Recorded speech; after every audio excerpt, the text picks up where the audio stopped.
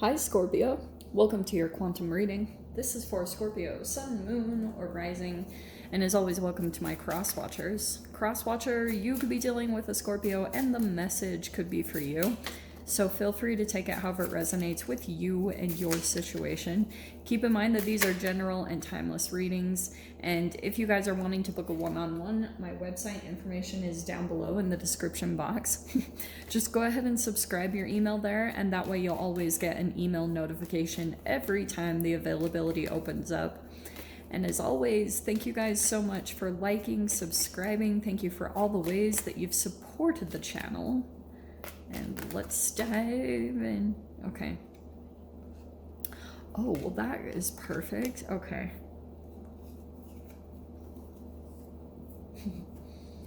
It's okay. Oh, I'm gonna take them. I'm just gonna take them all. Okay.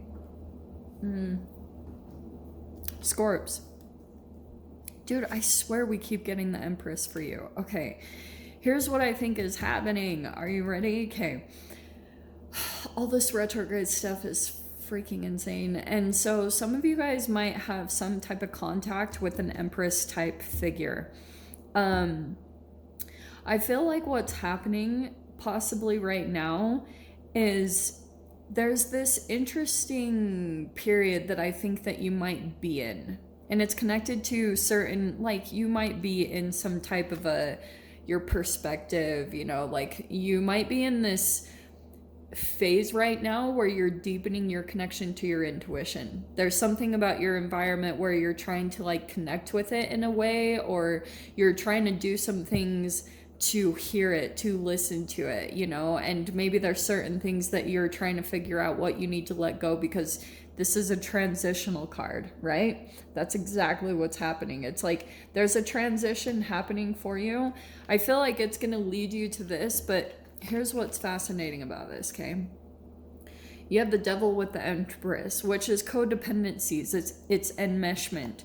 And the Empress, see how on the shadow side we have dependence, indecisive, emotionally drained, and apathy? I feel like that could have been something that had happened for a while. Maybe it was connected to a certain amount of self-care that you were doing or not doing, because this is kind of like an emotional addiction that you have.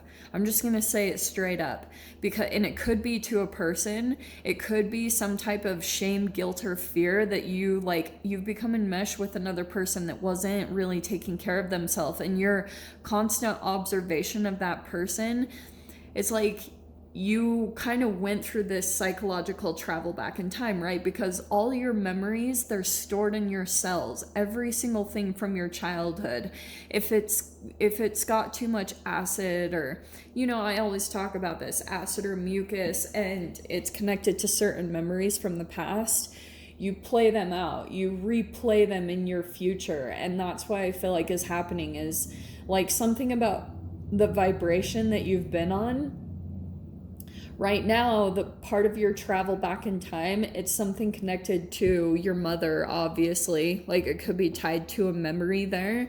But this ending card is what's I really want to focus on, because the Hierophant, what you're going to be shifting into, Scorps, is it's this, okay. The Hierophant is a really fascinating card, and I don't dive into it enough. I know we kind of just graze over it in a way, but the center card that's popping out is Goddess. Look, it's saying intuition again. Your intuition is at its highest. Go with your intuition on this. Okay, so what I wanted to talk about with the Hierophant while I'm shuffling is that Scorps, I feel like when it comes to the path that you're on, you're some type of cycle breaker. Maybe within your family or your generational line, you're the one that's breaking cycles and patterns and seeing the like toxicity or things behind each situation that you go into. But that's why I feel like the Hierophant, there's certain things that you like don't conform to, you know, like when it comes up, you're like, no, you feel an automatic like resistance to it. And it's almost like when something comes in too harsh, you're automatically saying no, even though it even could be the right answer, but it's tied to something with your family, because something about you could have been a little bit more rebellious, or you don't conform very well to maybe certain types of authoritative figures, because you could have seen like some of your examples of people that grew up in your family line were people that they like lived in their mind, which was a little bit of this, maybe a mental illness in some way, shape, or form. You were connected with someone that you saw that they maybe had some form of a mental illness. And so the more that you saw that you saw a person like living in their mind, but they never really put things into action. Whenever those type of people come in and try to give you advice, you have like an automatic repellent to it. And I think it's just because like empathically, or whenever you pick up on that, you're just picking up on their own issues with themselves, like their own conflict. So, God, I don't even know if that's making sense. Okay. Oh, well, this is an interesting little dynamic. All right. Over here on the side, we have solitude, okay? Do not be afraid to express to others that now is a time to be alone. Wherever you guys are at in this process, because it's going to play out specifically wherever you guys are at, it's all going to be pretty individual.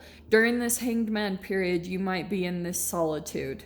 And then as you're processing certain things, just watch, because you might not even have your exact mother, but you might have someone energetically that reflects your mother, male or female. It's really freaking trippy, because it's like something about your shadow and tied to a certain memory that you have, unless you're doing your self-care stuff. That's why I was saying like that might become a real motivator, because if your shadow doesn't get worked out through movement and trying to alkalize the body, then your shadow overtakes you, and then it reflects in some way in your outward environment. It's a holographic projection in the people that are playing out in your reality. Hopefully that makes sense.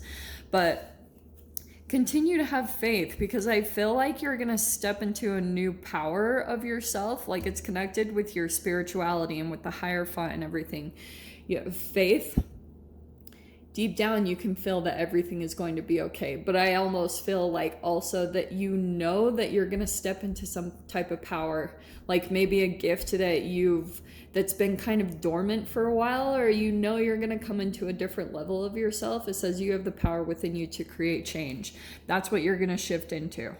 Okay, which is going to put you more in that goddess energy, which is similar to the Empress. So that's perfect how those flew out. Let me see what comes in next. Switching up the cards. Okay, so that solitude, that's why I was saying you might spend a little bit more time with yourself to try to get tapped back into your intuition to really hear what's going on. Let's see. Do you know what I'm also hearing, Scorps? I feel like, okay, here's the Six of Pentacles that's coming right out over there. There's some type of exchange that happened over there, and maybe it was some type of, it feels like in this okay, hello. It feels like over in this dynamic or whatever has been happening for you, there was like an even exchange, maybe a monetary thing. Sometimes this is like charity or generosity. So I wonder if you made some type of exchange, or like, you know, like this could be a landlord or a business owner that you either paid them or paid either or. So whatever had happened, or whatever is going to happen, wherever you guys are at, we have the Hermit and the Magician. This is when the magic is going to start happening for you, because that Hermit is saying like, once you kind of have your energy, and it's again, the Hermit and the Solitude card are going out together. There's this, I think, this moment where you're going to have like some downtime or some quiet time to really listen to yourself. But I also feel like there's, again, like another energy or someone that you're possibly looking up to, because the Empress is coming in, and I almost feel as though you've got someone coming into the environment where almost like, how do I explain it? It's like this person that's coming in, I can feel a lot of your shadow energy being activated by them. Like sometimes you don't trust them, sometimes you question them, sometimes you're like projecting some of your shadow onto this person because you can't really tell like what angle they're coming at, or sometimes what they think about you. We have the Six of Swords. Okay. Well, whatever kind of magic you conjure up here with the magician, it's going to bring some movement or travel, okay?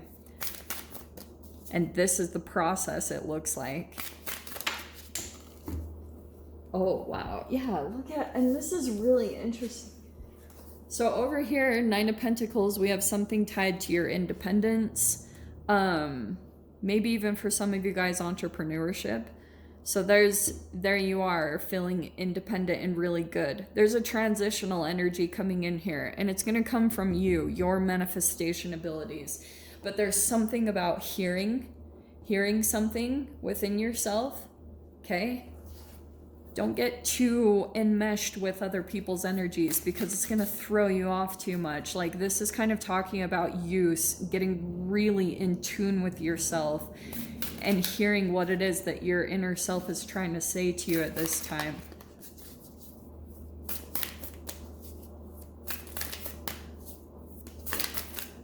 Whoa. I actually love this. Okay.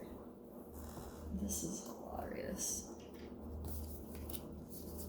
Oh, okay. Well, look at this. Randomly, well, I feel like this is kind of some type of surrounding energy around you. I mean, the good thing is you have the Ten of Swords and the Five of Wands. So any type of conflict, or I don't know, maybe there is even almost a competitive energy to like reach the top or reach the peak of something. Just be aware that's when your ego is taking over and it's not enjoyable. Like when you get into that, and especially right now, Mercury is about to go retrograde, and there could be kind of these weird little miscommunication things that happen. And there's the Ten of Swords, learning some type of a lesson from some type of conflict that might come in, or some type of like maybe jealousy even. Whatever this is though, there's something coming to a close, and you've got another like travel or planning for some type of the future, whatever is coming in. Look at that. Plans coming in. And it's almost like some of the thing that you've been manifesting from the Magician and the Ten of Swords, that to me almost tells me that something that you learned from the past, there was something that you did in the past, how you manifested something, and you might be trying to do that right now. Like you're trying to redo that situation, or recreate a process that you went through in the past to try to generate some type of movement in your energy, because you've definitely got movement. Six of the Swords and Two of Wands as far as planning, travel, and movement, maybe even relocation for you guys. Let me grab the portals. All right. Dude, yeah, there's something powerful coming in with the Power card, which I love to see. Okay. That Snake card is popping out a little to me. Be aware of temptations. No, too many. Scorpio. Let's see what portals are opening up here. Come on. Portal. Ah, there we go. Okay. I love these cards. This is seriously, it's not even the most like exciting card, but this is one of my favorite portals that opens. And then we have Portal for the Child. Okay, so there's something about like, oh wow, and it's actually the Five and Six of Wands. There's that Five of Wands. That's a victory if we're going to take it to tarot terms, but more than anything, there's something from your childhood, Portal for the Child, or something about your childlike energy that opens patterns. It opens, like when you get in this really innocent, excited, childlike energy, it's fascinating because on one point, I feel like it opens up energies to like come towards you, because there's a little bit of naivety that I feel like people possibly try to take advantage of. But on the other side of things, that's the energy that opens up patterns and synchronicities. And so I would say follow the patterns, or if you're kind of like a little bit more of, you have the special ability to see patterns, to see like certain things, you have a unique way of seeing certain things about your life and your situation, and I would activate that right now. It's something tied to like childhood gifts that you have that maybe get covered up by certain emotions, like when emotions become too strong for you to sense, or like, you know, your empathic abilities become too hard for you to handle. It's like something about you tries to cover that up, or, you know, downplay that, because it can be really intense feeling everything around you. So I'll dive into the extended. We'll see whatever else wants to come out. So Scorpio, if you want to join me over there, feel free. Go down below, click on the Vimeo link, and I'll see you over there. But Scorpio, if this is where we leave things, I'm sending you guys so much love, wishing you all the very best, and I'll see you in your next reading. Take care.